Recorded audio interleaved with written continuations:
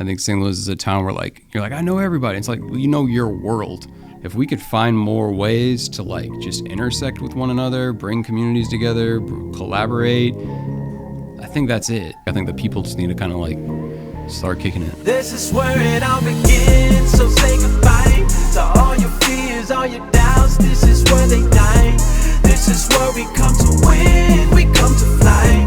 This is where we make our dreams come to life. Welcome to Innovation City. Welcome to Innovation City, a podcast featuring the innovators, disruptors, and creators who are making things happen.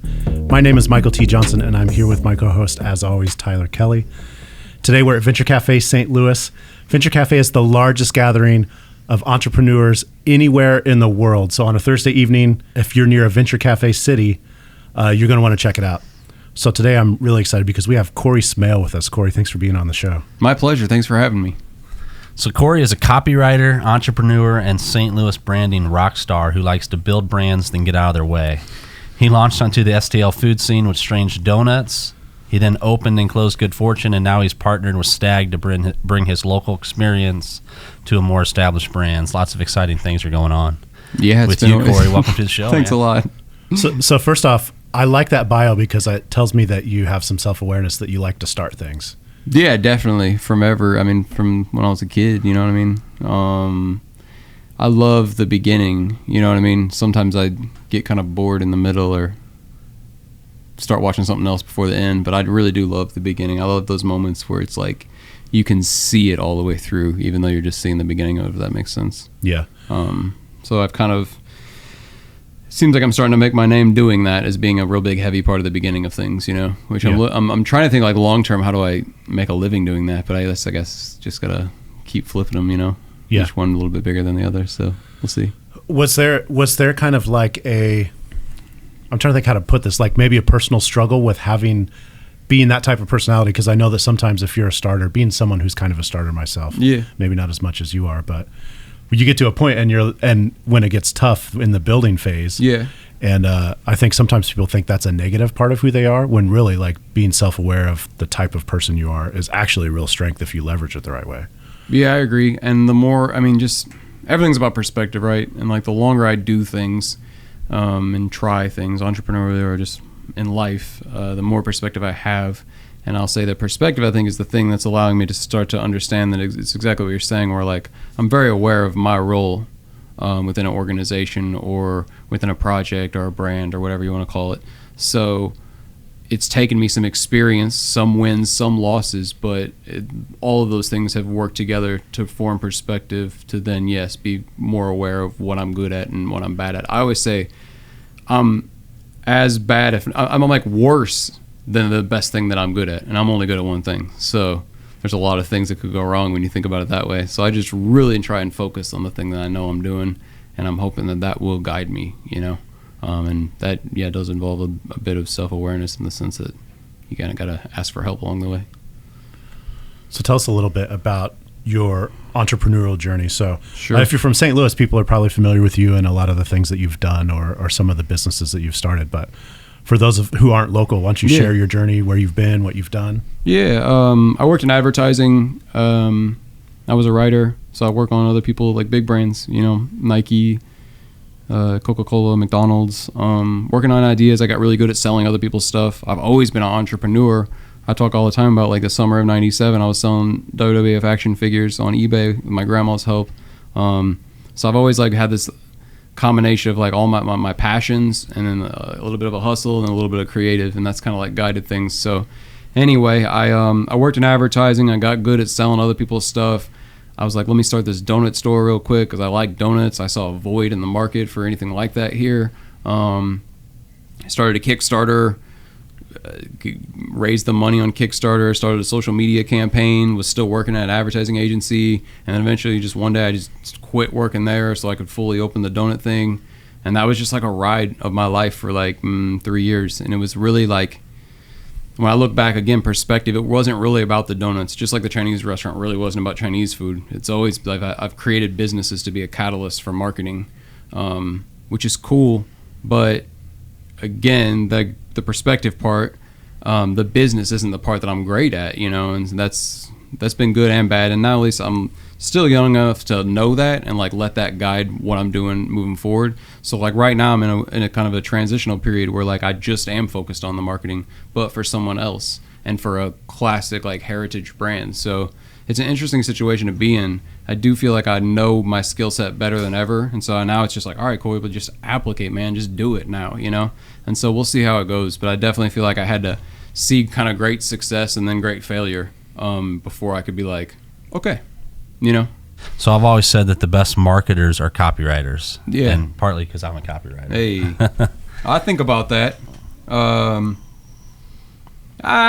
It's tough, man, because I can't, as you know, I need somebody to draw it or illustrate it or shoot it with a camera or a video or something, especially in this day and age where like ideas are not worth less than ever, but there's so many of them and there's so many ways to get your attention that like a copywriter in this day and age with the mediums that we have, I feel like, man, it's a 50-50 for real in terms of how you're going to execute it or applicate it, because you have to have some sort of execution on it nowadays. And I guess traditionally that's always been the case. You know, you think of like a TV campaign, it took a lot of people to make it, but I think about right now in terms of just like as an entrepreneur getting things off the ground, you know, and I attribute a lot of my own success to the art directors that I worked with on the projects that I did. So like Adam Bertels did all of Strange Donuts, and then this kid JP Burks did all of Good Fortune. And I'm always like very consistent with like who I work with on those types of projects. I want to see it through with someone because I think that like consistency and authenticity is how brands like really win, you know. But yeah, I don't know, I'm with you. There's always the genesis of the idea. Again, that's my favorite part. So it made sense that I was a copywriter, and I guess it makes sense that I'm an entrepreneur sometimes too. Well, speaking of execution, like I recall from the Strange Donuts rollout, Yeah. the marketing execution was on point. Yeah, thanks, man. In terms of just like building up It was a the good momentum. It was a good time too. I think that like for St. Louis, you know what I mean? Like 2013 St. Louis, 2019 St. Louis are like almost night and day in a lot of ways. So I was fortunate to be putting out the energy that was, I think, matched by the city at that time, where they're like, yeah, we want this too. Like they wanted Strange Donuts as much as I wanted it, you know? And that was cool. And I was talking with my good friend Wes, and we were talking about the kind of the difference between Strange Donuts and Good Fortune is that like when I was doing Strange Donuts, it was so like, yeah, like let's just do this. It's from the ground up, very DIY. And then when I was doing Good Fortune, it was like, okay, we're not having fun anymore, but we're going to execute. You know, I'm going to show you how well we can do this, which I think it was and will forever be important to me. In a lot of ways, I'm very proud of that project because it did look the way it did. But it was less like fun, less like entrepreneurial based. And I think that really does resonate with St. Louis, both now and then. So, yeah, I think that the execution and the rollout of that stuff. And now you have, I mean, like that was like primitive Instagram. There's like all these, you know, new ways to communicate things too, which is exciting and interesting. So I don't know. I think I'll do it again. Not a donut store or a Chinese restaurant. I'll do something, but I'm like resting right now, I think. Just focused on a task in front of me, you know? So you mentioned like 2013 St. Louis and 2019 Yeah. St. Louis and how the city's changed. So talk about that. Like what's changed and what's happening now? This building wasn't around. I think this was like a lot, like a field or something, you know. Most of my friends worked at other places, and now most of them work for themselves. Like, I don't know. I was talking to a dude on the way here about St. Louis, and it's a nice balance of like people being able to get things off the ground from a very DIY perspective and ability. So like Cherokee, you know, the Grove now, I mean, Maplewood, like all those places, like you could just do it, you know. But also we have this nice, and I think it's important, is like corporate energy, like big corporations that can like really move things, you know what I mean, in big swaths of like culture and stuff, like having Square, you know, and Microsoft and, you know, CIC and all this stuff, you know what I mean, Venture Cafe. I mean, it's like, it's just an energy that didn't exist here, you know. And I think that's it more than anything. It's not even really I don't even think about the people. I know the number's impressive, but it's like just the energy itself. There's an excitement about doing something new and changing the game versus at that time it was like, not that it wasn't exciting. I think people were excited by it, but there was less like formats. Like there wasn't a Venture Cafe for me to come in and be like, hey, I'm going to do a donut store. It was just like, I guess I need to put that out on Facebook, you know what I mean? Yeah. And like just market that way. Versus now there's like networks based on supporting ideas. and it was just kind of ideas at the time, I think. Yeah. Which is that's a big change, and I think that's exciting for me when I think about the future of St. Louis, because I'm like, whoa, like how many ideas I wonder are out there that like without those networks and those people kind of being like, yeah, man, that's a good idea, and here, think about it this way or that way. If those things didn't exist, those like incubation or those meetups or whatever, like would some of those ideas get lost along the way? I'd be interested to see how many like needed that boost from those networks and communities to get them across. Yeah. So that makes me excited. I don't know. But yeah, I think that kind of speaks to the difference, though. It's like it's very different in that sense. Yeah. So what needs to happen next, or where do you see a hole that can help the community kind of move forward? I think just connecting communities. I think like that's a big struggle that St. Louis has always had, is like segregation, racially, politically, sexually, economically, in general. And I think that if we can bring more communities together and like clash them up, almost like in an uncomfortable way at times, I think that can go a long way for us. I think St. Louis is a town where like you're like, I know everybody. It's like your world. Yeah. But there's like 2 miles over there where like you don't have any idea. Like, you know what I mean? You'll never intersect. And I think that we're not in LA geographically. We are, it's spread out, but it's not that spread out, and there's not that many people. So if we could find more ways to like just intersect with one another, bring communities together, collaborate, I think that's it. I think that's a big part of it, because I think that the foundation, the architecture is there. I think like there's a lot of startup stuff here. There's a lot of corporate energy coming in. Like the pieces are in place. Now it's kind of like, I think the people just need to kind of like start kicking it. I don't know. Do you see that happening in like kind of small scale in some places already? Yeah, definitely. I think that there's like a project I'm working on right now is there's an art gallery in the West End called Projects Plus Gallery. This is going on all summer long, and that's weird. Like they usually have like $100,000 pieces on the wall. Like that's the art that they show. But this summer the art is, we had a carnival, we had a picnic, we had a garage sale. These were things that happened in an art gallery. The art this summer was marketing. The art this summer was community, just bringing people together. And we've probably had 300-400 people come through that space this summer that just like, they didn't even know what it was. When I'm like, hey, about projects? And I'm like, my friends know about stuff going on, and they're like, I don't know. And they're like, oh, okay, in the West End, there's Pi, that? And they're like, oh, yeah. And they're like, okay, there's those galleries? And they're like, oh, yeah, it's that. And I'm like, yeah, but like that just kind of is a little micro example of like, dude, it's right there. It's like they're doing really thought-provoking, groundbreaking work, but it's just not reaching my friends and my audience. Yeah. So they were like, well, work with us this summer and like we'll do that, So personally, yeah, I mean, I'm involved in one right now that's like the only goal is to like get your people and my people to like hang out. Yeah. And I think if we can do more of those, that's, but I think like, I mean, 400 or 500 people will be here later today, and that'll be an example of that too. But even that, like, that is specific to like kind of entrepreneurship, tech, innovation. That's still like kind of a world, just like the farmers market's like food, chef, gardener. Like, I'm talking about like radical things though, where it's like, there's a farmer's market inside of here during venture. You know what I mean? Like that's, I think, more of those things. But those take big organizational levels. You know what I mean? Like the city needs to be probably a bigger part of that, or some of these bigger corporations. But, it starts from the ground up. And so I definitely see it though, for sure. Yeah. Do you guys? Yeah, we see it in small pieces, like kind of like one-off events or things that bring people, like you said, people that don't necessarily cross paths all the time. Yeah. Yeah, well, I mean, we see it. I don't. Yeah, I want to get more specific, but I know it's often like an event or like a one-off thing. But I think if we can kind of create more spaces that are that, you know what I mean, or more destinations, and that can be a coffee shop or a computer store or a computer company. It could be anything. You know what I mean? It's not like a lifestyle thing. It's just a physical place where people can intersect and Yeah, and anytime I've experienced that, it seemed. I think the only way to describe it is like almost magical, if that makes sense. Magic that's the wrong word, but it's like a good energy.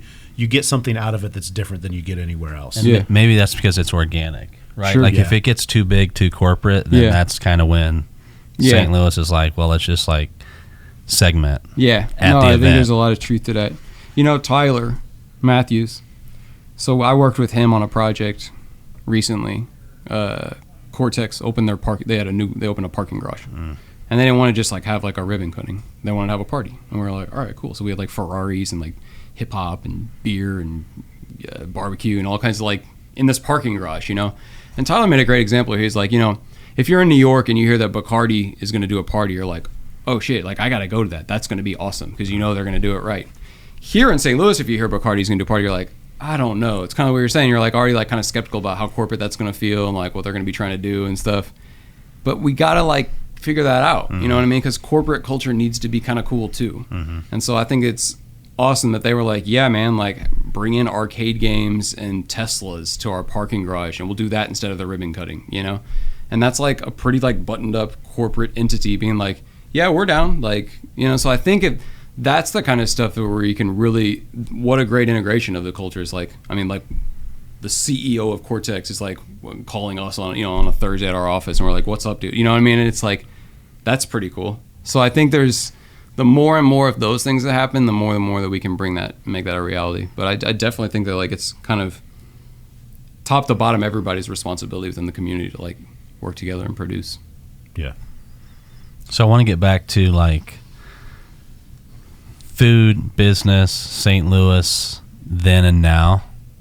One thing I see is that because of St. Louis's recognition in food world, like the competition, I mean, there's just everyone is trying to open a restaurant in 2019. Yeah, that's, I mean, and a lot of them are closing, which sucks, you know. There's as many closing as opening. I don't know. I mean, it's like in restaurants, dude, you either got to be like a legend or like hot shit, like PR, national, and even then, because I've been a part of it, sometimes it don't work. You know what I mean? I don't know what the magic to the equation is when it comes to restaurants, but I do think it's a naturally creative world. It reminds me a lot of advertising in a lot of ways. It's like really like cliquey and like the people like in a good and bad way in the sense that they look out for each other like family, you know.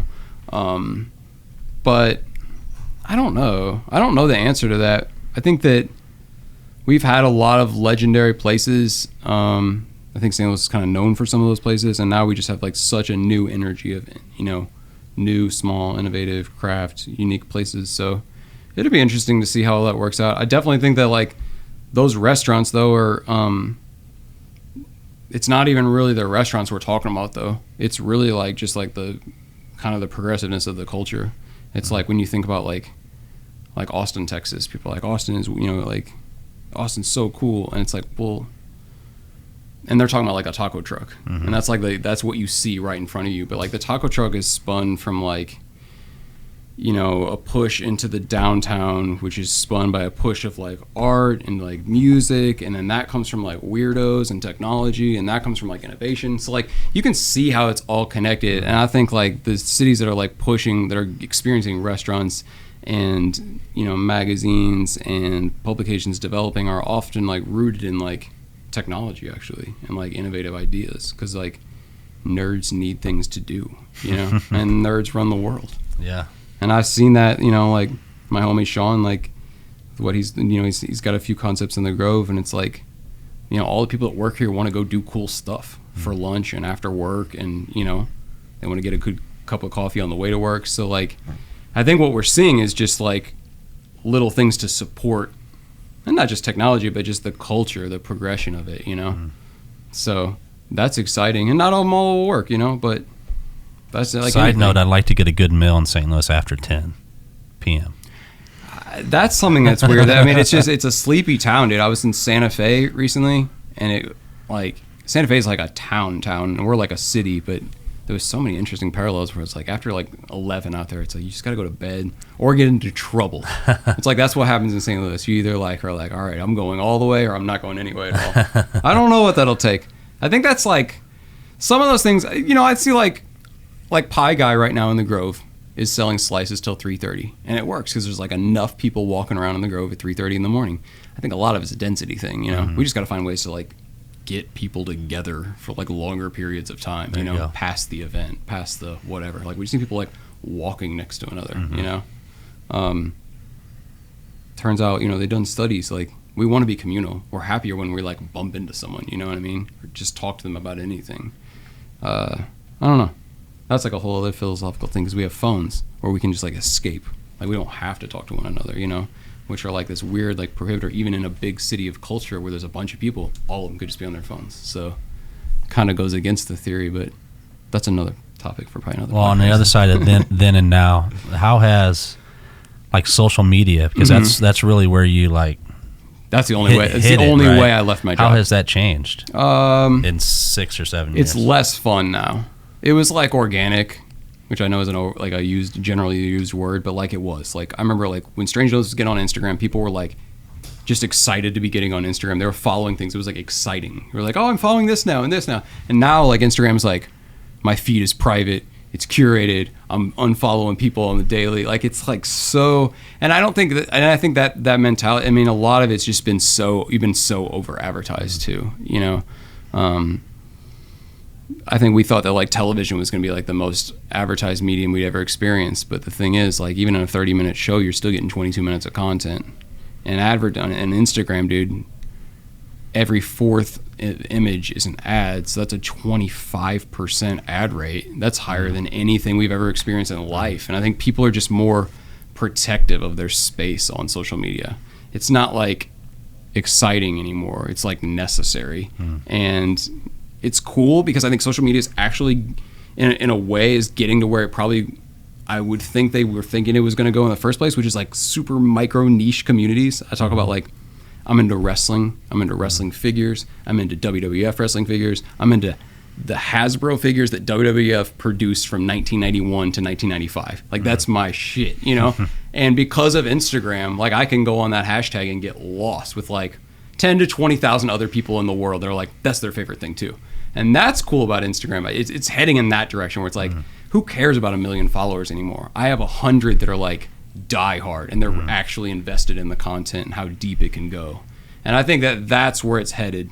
So, but I think before it goes all the way there and people get happy about that, they're like, there's like an ultimate revolt happening right now against what it's become, which is like, man, you know what I mean? It's just a lot. Like you think like the thing about the word Facebook, what is your first feeling when you hear the word Facebook? Drama, despair, you know what I mean? It's not community or friends or anything anymore. And so that's like a bit of it too.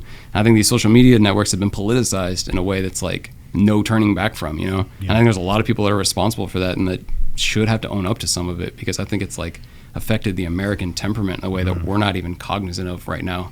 Like, but it's a real thing. I don't know. There's like a Nielsen rating that comes out every day about like each state and how they're feeling, you know? It's weird to think about. So anyway, I think it's going to be fine, but I think it's so new. It's like primitive. We're just living in it. So we're like just getting adjusted to it. And the difference between now and then is it was like brand new then, and so we were excited. And now it's like a little bit less new, and we're kind of like, okay, you know? I think we'll figure it out, but I think right now it's definitely kind of a skeptical space. Like another thing is I don't think there's going to be like another social media to come out. I really don't. I don't think there'll be like another Instagram or another Twitter. I think they're like starting to define what they are, because I don't think we want another one. And that's a big difference too. So tell me about Strange Cares. Strange Cares is a nonprofit. It's a 501c3 that my partner Jason and I formed when we were doing the donuts. We were making a lot of money selling a lot of donuts, and also getting asked for product all the time. That's like a thing when you own a restaurant or anyone that produces food is like, can I just get some of that for my whatever? And rather than say no or say yes sometimes, no sometimes, we needed to like set up a better structure to handle those requests, and then also like trying to find like a deeper, more fulfilling meaning of what we were doing in the first place. And so I just think, you know, like charitable function like should be it's a part of everything I do in business now.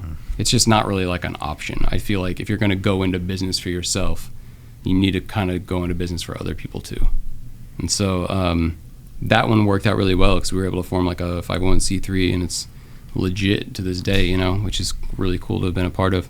And now I'm kind of trying to figure that out, like, well, what does that mean now that I'm just kind of focusing on marketing, you know? Can I market for underserved people? Can I market for people who have less of a voice in a community? You know what I mean? I know how to make noise. What I choose to do with that, I think, is up to me. But I'm definitely interested. Like, I work with food outreach a lot and give as much time to them as I can, marketing hours wise.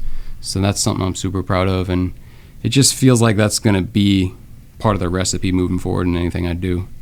Because you start to feel kind of weird after a while. You're just like sell. It's like, ugh, tired.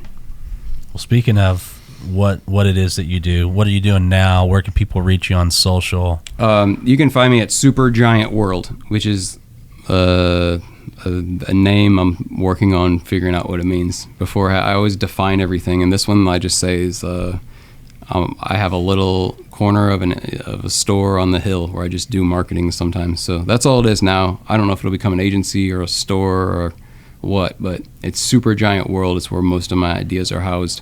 I'm also working with Stag Beer right now. So that's the Pabst Brewing Company. I'm the brand manager of Stag Beer, which is interesting and a whole new set of challenges and things for me. It's a learning phase in my career, which I'm actually like stoked on, because the last, I don't know, you guys know what it is, like in this entrepreneurship channel, sometimes you can just be like, okay, well, I know what I'm doing. I'm like, let's make money. I'm like, let's just keep doing it, you know? And I just assumed that's what I would do too. But through whatever osmosis or whatever, I'm at this point now where it's like, well, no, you're actually going to learn for a little bit again. And I'm like, okay, this is cool. I mean, like half the job I'm killing it. I'm like, this is easy. Instagram, boom, awareness, campaigns, blah. And then the other half is like Excel. And I'm like, I don't know, but it's cool. It gives me a lot of strength in knowing that I'm learning.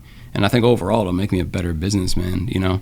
In the meantime, it's fun. It's a really progressive, forward-thinking company that's rooted in culture. I mean, PBR is a brand more than it's a beer, you know, and they recognize that, and I think they're trying to get that across with all of their brands. So they hit me up. It made sense for both of us, and just doing it right now. Awesome. Yeah. Well, Corey, thank you for being on the show. It's been a pleasure hearing from you and hearing from your experience, and just thanks for being here. Thank you, guys. It's been a pleasure for me, too. I think I've answered these questions really long, so hopefully people don't get bored listening or watching. It's on point, man. I had fun. Thank you. Cheers. For more episodes, visit innovationcity.co. Be sure to subscribe, rate, and review. And if you're in St. Louis, visit us on a Thursday night. Details at vincafstl.org. And connect with us on social at We Are Slam or at Venture Cafe STL. Thanks for listening. This is where it all begins, so say goodbye to all your fears, all your doubts. This is where they die. This is where we come to win, we come to fly. This is where we make our dreams come to life.